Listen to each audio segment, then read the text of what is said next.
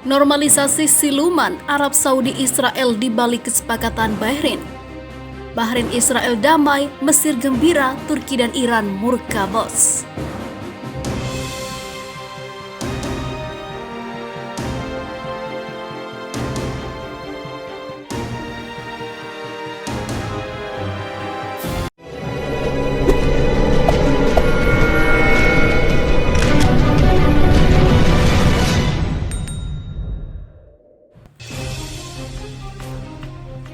Langkah Bahrain untuk secara resmi menjalin hubungan dengan Israel tidak dapat terjadi tanpa lampu hijau Arab Saudi. Langkah lain dalam apa yang para pengamat sebut sebagai normalisasi alternatif hubungan Riyadh dengan negara Yahudi itu.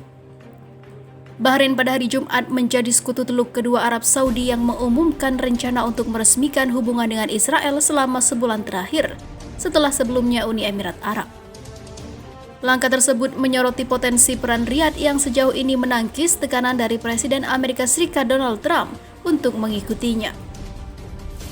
Perkembangan tersebut yang disebut Trump sebagai benar-benar bersejarah tidak mungkin terjadi tanpa dukungan diam-diam dari Riyadh yang memegang pengaruh besar atas Bahrain. Arab Saudi, ekonomi terbesar di dunia Arab, termasuk di antara kekuatan teluk yang menjanjikan bantuan keuangan sebesar 10 miliar dolar Amerika pada tahun 2018 untuk Bahrain yang kekurangan uang. Dan pada tahun 2011 mengirim pasukan untuk menopang keluarga yang berkuasa setelah fenomena Arab Spring. Saya percaya bahwa kerajaan Bahrain berkonsultasi dengan Saudi mengenai keputusan itu untuk menghormati mereka, kata Mark Sainer, seorang rabi Amerika yang merupakan penasehat Raja Bahrain kepada AFP. Pemerintah Bahrain sangat menghormati posisi Saudi selama proses ini, imbuhnya seperti dilansir dari France 24 pada Minggu 13 September 2020. Para pejabat Saudi secara terbuka tetap bungkam atas perkembangan tersebut, tetapi sumber yang dekat dengan pihak berwenang mengisyaratkan itu adalah konsesi untuk Trump setelah dia memberikan tekanan besar pada Riyadh untuk membentuk hubungan diplomatik dengan Israel. Di samping itu, Presiden Mesir Abdel Fattah al-Sisi menganggap perjanjian normalisasi hubungan diplomatik antara Israel dan Bahrain sebagai langkah maju menuju perdamaian di wilayah tersebut.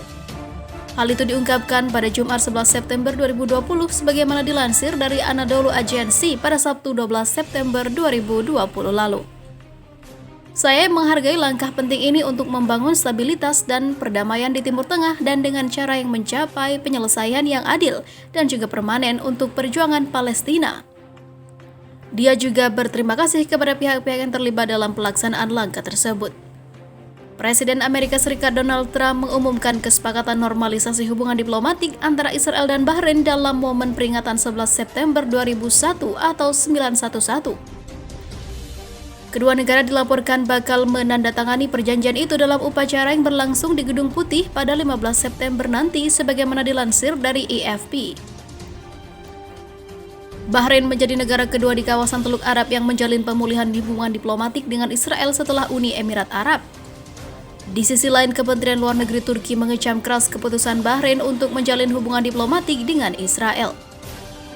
Dilansir dari Reuters, Kementerian Luar Negeri Turki menambahkan kesepakatan tersebut akan memberikan pukulan baru bagi upaya membela perjuangan Palestina. Ini selanjutnya akan mendorong Israel untuk melanjutkan praktik tidak sah terhadap Palestina dan upaya untuk menjadikan pendudukan tanah Palestina permanen, tulis Kementerian Luar Negeri Turki dalam sebuah pernyataan. Selain itu, Iran turut menyatakan bahwa langkah Bahrain untuk berdamai dengan Israel berarti akan terlibat dalam kebijakan negara tersebut yang mengancam keamanan regional. Langkah memalukan Bahrain mengorbankan perjuangan Palestina dan perjuangan selama puluhan tahun demi pemilihan Amerika Serikat. TV Iran mengutip pernyataan Kementerian Luar Negeri Iran.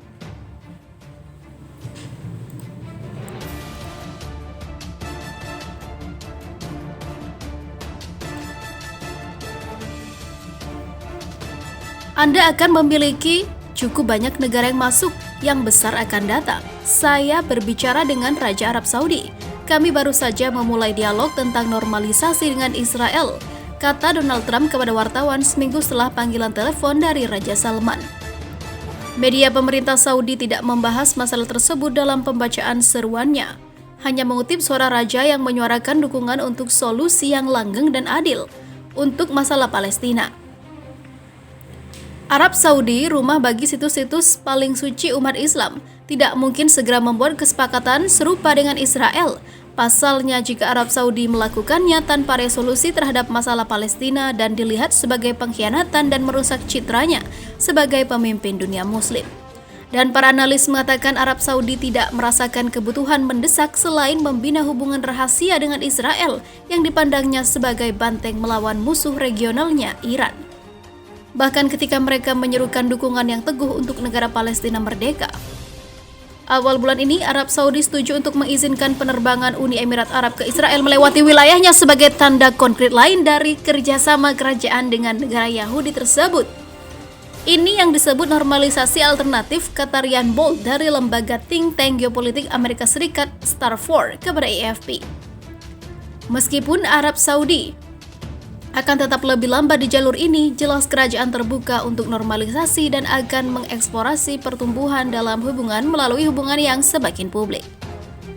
Meskipun kemungkinan tidak langsung terangnya, terlepas dari sikap publiknya, media Arab Saudi yang pro pemerintah telah berulang kali menguji reaksi publik dengan menerbitkan laporan yang menganjurkan hubungan lebih dekat dengan Israel. Awal bulan ini, seorang pengkhotbah di kota suci Mekah memicu badai media sosial ketika video khotbahnya muncul yang menunjukkan dia berbicara tentang apa yang dia sebut penjangkauan Nabi Muhammad kepada orang-orang dari agama lain, terutama Yahudi. Khotbah Abdurrahman Al-Sudais yang menimbulkan kontroversi di masa lalu atas pandangan antisemitnya ditafsirkan oleh banyak orang sebagai seruan untuk normalisasi hubungan dengan Israel. Riyadh akan menjajaki hubungan yang tidak langsung dengan Israel sampai publik Saudi lebih siap untuk perubahan strategis yang lebih dalam, kata Bohl. Arab Saudi sadar bahwa seperti beberapa negara Teluk lainnya, penduduknya juga mungkin sangat bersimpati pada perjuangan Palestina. Setelah reaksi publik yang relatif tidak terdengar di Uni Emirat Arab, para pembangkang di Bahrain yang dikuasai Sunni tetapi memiliki populasi Muslim Syiah yang besar menolak langkah pemerintah untuk membangun hubungan dengan Israel sebagai pengkhianatan.